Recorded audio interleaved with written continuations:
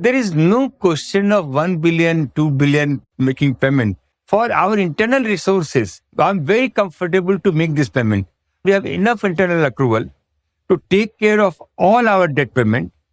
On the parallel, we have enough resources to raise debt, which is the regular business of ours, to make sure that each payment is made on time. Last 15 years, never this kind of raise, never been company was such a good shape. And never been this question been asked. कुछ तो लोग कहेंगे, लोगों का काम है कहना. In the line of fire, even corporate India's biggest survivor, mining billionaire Anil Agarwal, is being defensive. But true to his nature, he isn't giving up that easily and fighting back. It is our business to take the debt. This is a machinery which is working. It is a company which has the track record. We have a huge, big company. This is a small number, what you're talking, 1 or 2 billion. It's a very small number for Vedanta. On the face of it, that indeed may be so. But Mr. Agarwal's personal indebtedness in the backdrop of a global financial flux has cast a dark shadow over his principal listed company in India, Vedanta Limited, a homegrown BHP bulletin of sorts that has diversified across natural resources like oil and gas, aluminium, zinc, copper, lead, silver.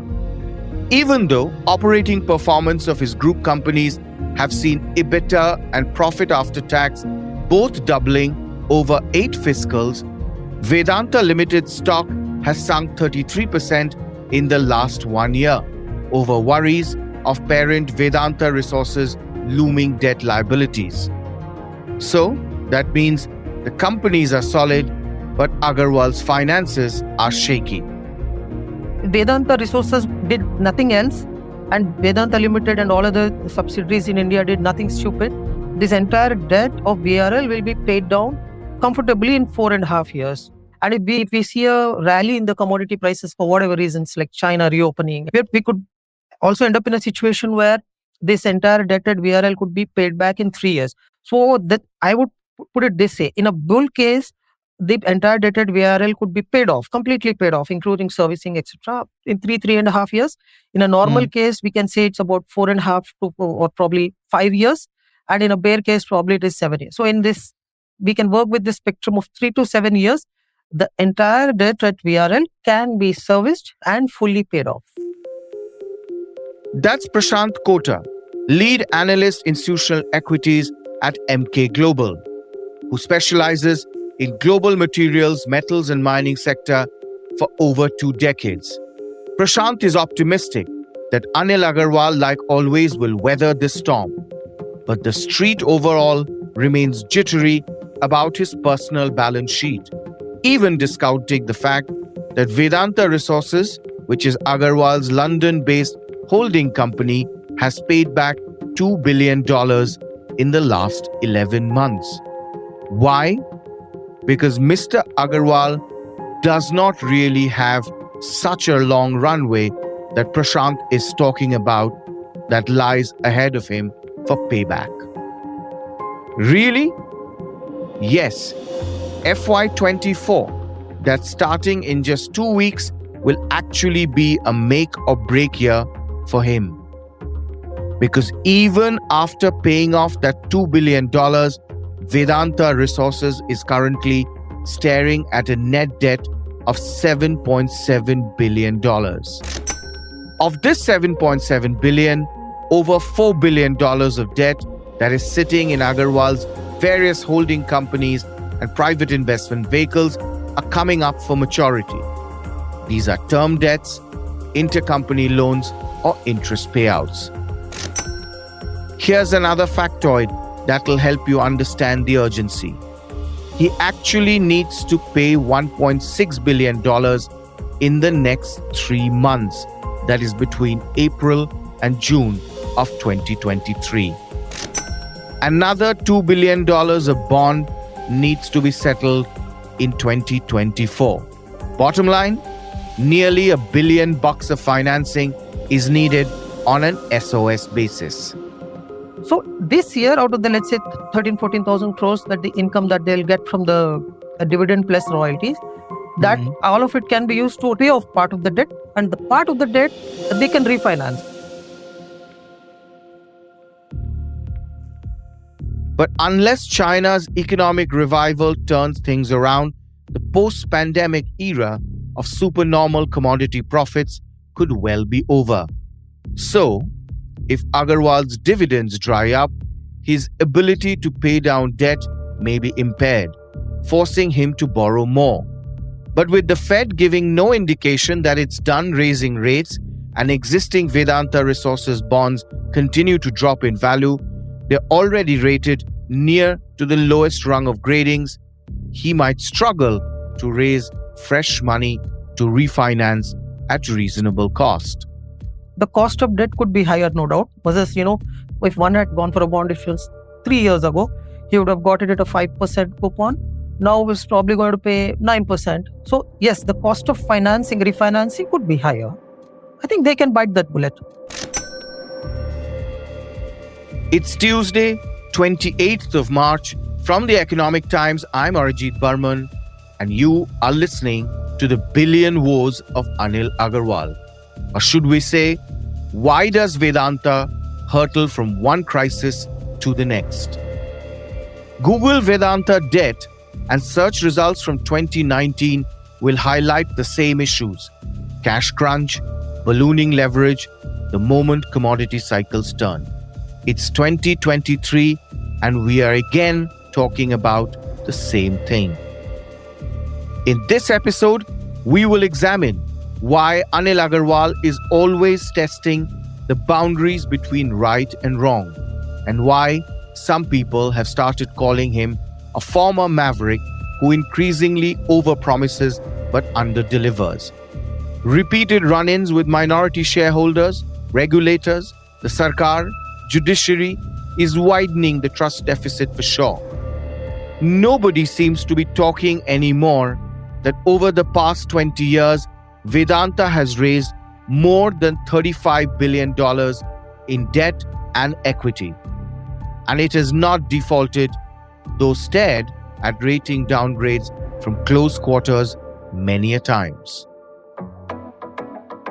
This is the Morning Brief.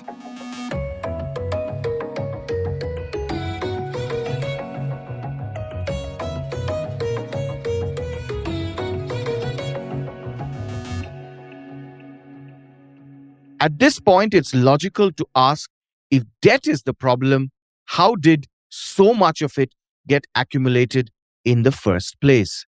One of the reasons is that Mr. Agarwal increased his stake in Vedanta Limited from about 50% a few years ago to now 70%. That is one reason. And over the years, as you rightly said, these are all capital intensive businesses. For example, steel, aluminium, all these assets are high capital intensity businesses, the power plants, etc. That needs a lot of investment. And he also wanted to increase his stake. The capital intensity, the nature of the assets, as well as his ambition to have a larger share of its sweet portfolio that he believes is promising. And then there is shopping. Yes, you heard it right. Shopping. Agarwal has always loved to shop for neglected companies and mining assets. 14 in 26 years on last count. Some from even the government of India, and then tried to transform their operations. But he has largely been using leverage as the currency. When money was cheap, such a strategy helped him amass a pile of fortune. But now the ballooning debt and interest costs have tripped him up. The inorganic route has been his success mantra. He had a modest beginnings and as a scrap dealer or trader, and then he grew up the ranks. He lapped up assets as they came his way. Yes, inorganic expansion has been his route. And how has he been servicing all this debt all this while? The dividend is a major source of income for VRL, where there is also some debt sitting in Vedanta Limited, that is the Indian real estate company. that is serviced from the cash flows of Vedanta Limited and also dividends from Hindustan Zinc. The debt that is sitting within India, that is Vedanta Limited, is serviced from core business cash flows. For example, like any other business does, the debt that is sitting in VRL is primarily serviced using dividends that they receive from their Vedanta Limited principal listed company in India. So, like any other holding company, their dependence on dividends is significant. But the problem is, this year alone, Mr. Agarwal has taken out 32,000 crore rupees through 4 dividends from his cash cow, Hindustan Zinc. In other words, a 300% payout in the current fiscal alone. End result, Hindustan Zinc, that has always been the group's ATM machine, spewing out $300 to $600 million of EBITDA every quarter, is poised to turn net debt from net cash. Mr. Agarwal, of course, has a different take. We have been paying around 10%, which has been worldwide, been appreciated. And I like my shareholder to get cash. And that has been appreciated. The company policy, tell me how many companies in India make 50,000 crore profit? But what he is not saying here, the biggest beneficiary of these payouts is naturally the company's largest shareholder. That is he himself or his own group companies. Trouble started mounting when earlier this February, Mr. Agarwal did try to secure his finances further. He proposed to sell Zinc International, a Vedanta group company with mining interests in South Africa and Namibia, to Hindustan Zinc for $3 billion of cash in phases over 18 months. He thought the seller, that is Vedanta Limited, is 70% owned by Vedanta Resources, so the lion's share of the sale proceeds can be used to take care of his personal liquidity needs. But the script did not pan out the way he thought it would, as the government of India, a near 30% shareholder in Hindustan Zinc, came down heavily like a ton of bricks. One round of objections already happened, at the board level itself when this decision was taken by the independent directors of the Vedanta board and, of course, at Northlock's end. Despite that, this has happened, and now we are given to understand that in the AGM, the government will be very, very definite and very clear that this cannot actually go through. This uncertainty triggered panic among Vedanta Resources bondholders to drive the price of its August 2024 bond papers below 70 cents on the dollar. From bond markets, panic soon spread among equity investors. At a fundamental level, much of the problem lies in the fact that apart from debt, Agarwal's empire has a complicated, ineffectual, and inefficient corporate structure. All the cash are sitting in subsidiaries, and the only way Mr. Agarwal can get his hands on them is via upstreaming dividend to himself or to other minority shareholders like the government of India, financial institutions, or retail shareholders like you and me. But there's always a fine line in what is good for the company and what is good for its promoter. In this case, often they do not seem to be aligned. Agarwal has been toying with the idea of merging debt-laden Vedanta Resources with its cash-rich Mumbai-listed unit, Vedanta Limited. That plan didn't go anywhere after shareholder pushback. So I turned to TMB's co-host Kiran Somvanshi, also Economic Times' in-house specialist on all things related to ESG, to help me understand how the group stacks up on that front. So the financial issues emanate from the way Vedanta has managed to run a cash-rich mining business and yet become so leveraged at the group level. The debt per se is not an issue, but the high indebtedness or the overborrowing that goes along, and that coupled with if you have any operational issues or governance issues, that can be tricky for Vedanta's shareholders and obviously impact the valuation. So instead of ESG, basically I'll term Vedanta's issues to be related to something like FEG.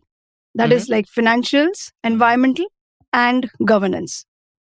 ESG is now becoming such a strong mandate that earlier what could have been ignored no longer gets ignored. And it's been playing out for a long time now. Vedanta has had a history of tiffs with authorities and local communities concerning its operations in India and abroad. In the past, the company has faced clampdowns at its plants in different states in India. So we would all recollect the Tuticorin copper plant. The Tamil Nadu Pollution Control Board had refused to renew permission to operate the copper plant. So it had cited dumping of hazardous waste in the river nearby, and the emissions were an issue. So and the company couldn't do much about it. Same thing in Odisha. For its aluminium refinery at Lanjingad, Vedanta wanted to source the bauxite from the neighboring Niyamgiri hills. And that hill was the sacred place for the 8,000 tribal people that were living there. So there have been allegations of human rights violations inflicted on those tribes. And what followed was a long-drawn battle of Vedanta seeking legal and social license, so to say, to mine that bauxite. That continued for far too long for the company. And a lot of ESG funds globally also kind of exited the company or stopped investing in the company after that. It's not just the green or human rights activists, but other stakeholders who have also pushed back periodically. Vedanta has uniquely been a company which has always had been loggerheads with all its different stakeholders at different points of time. So on the governance front, the company's relationship with its minority shareholders has not exactly been quite benign. In 2014, the listed company Kane India, it paid $800 million loan to its parent company Vedanta. And that raised doubts among the investors on the future cash utilization policy of the firm. Now, if you see, it's Hindustan Zinc. So just the company is different, but a similar way of taking the money from a cash-rich subsidiary and to help the holding company to take care of its debt is happening again. But just that instead of loan, it is dividend this time. Even the whole merger of Kane India was not kind of going down well with the proxy advisory firms, because they raised concerns over why a debt-free Kane India is getting merged into a heavily leveraged Vedanta. The shareholders of the cash-rich business are basically being penalized. So the same thing kind of keeps occurring again. And it just shows that the company is least bothered about all the flag that it receives. And then I guess the ultimate, last two occurrences. One is when they tried to delist Vedanta Limited in India, the India-listed company. A month after the delisting didn't go through, there was a tussle between a hedge fund investor of Vedanta with the company, because there was a loan of $956 million given by Vedanta Limited to its debt-ridden parent company Vedanta Resources.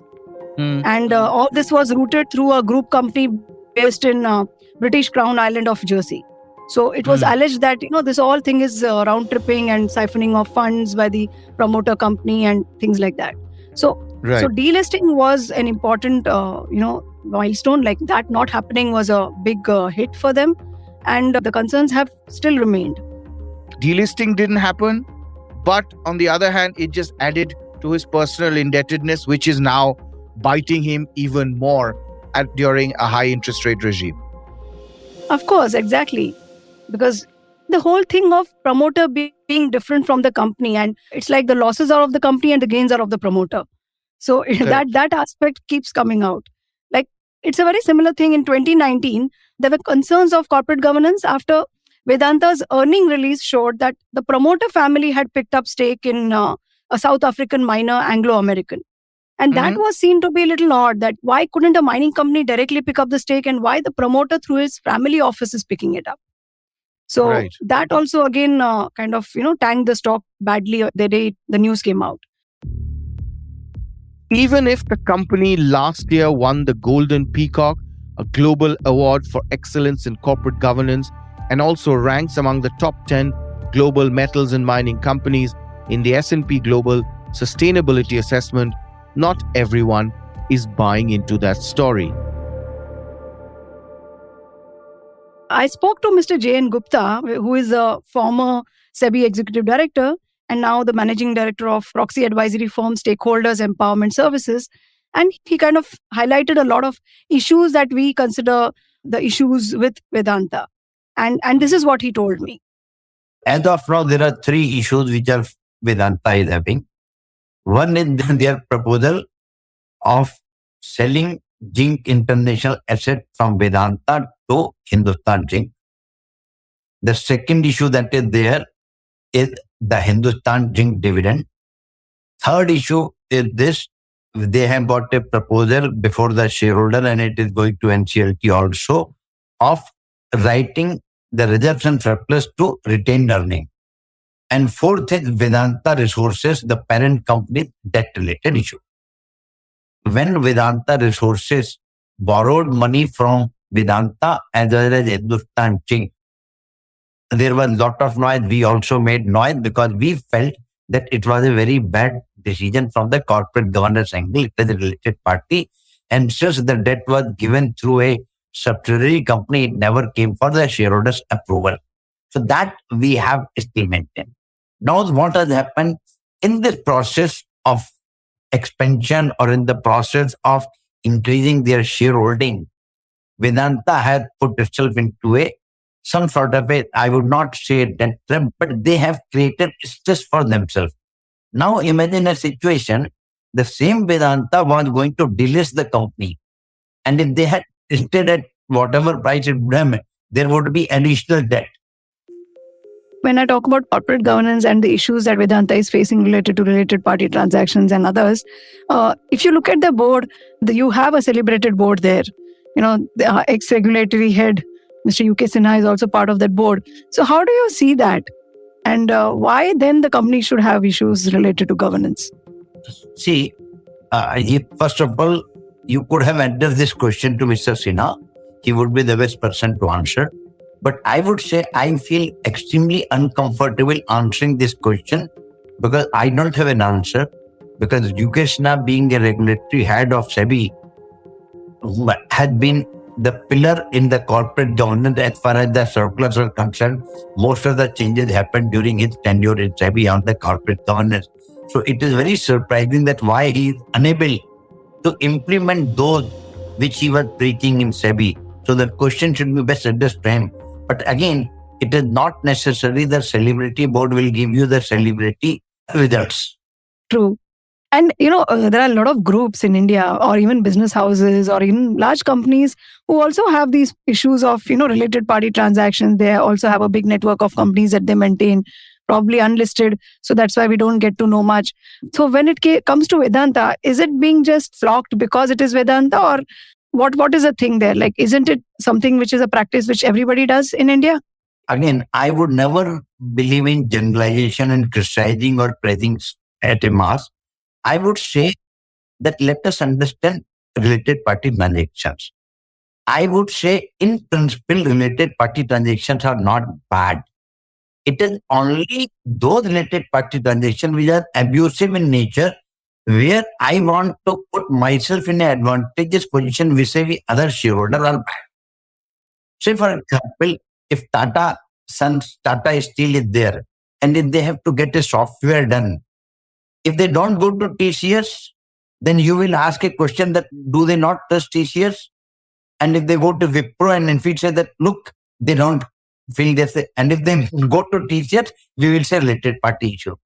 So as long as Tata Steel is buying something from TCS at a arm's length, at a fair price, I think it is a good transaction because Tata Sons can exercise control over both and say that you guys behave.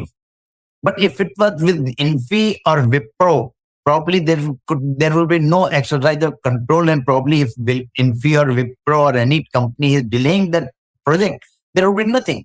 So I would say related party, as long as it does not intend to profit a section of shareholder at the cost of other shareholder, is not bad. But then the challenge is how to determine this. That's why people say blindly, don't do any related party. But then that is again an extreme position. So all these things are very complex issue, but generalization will not give a right answer. Right.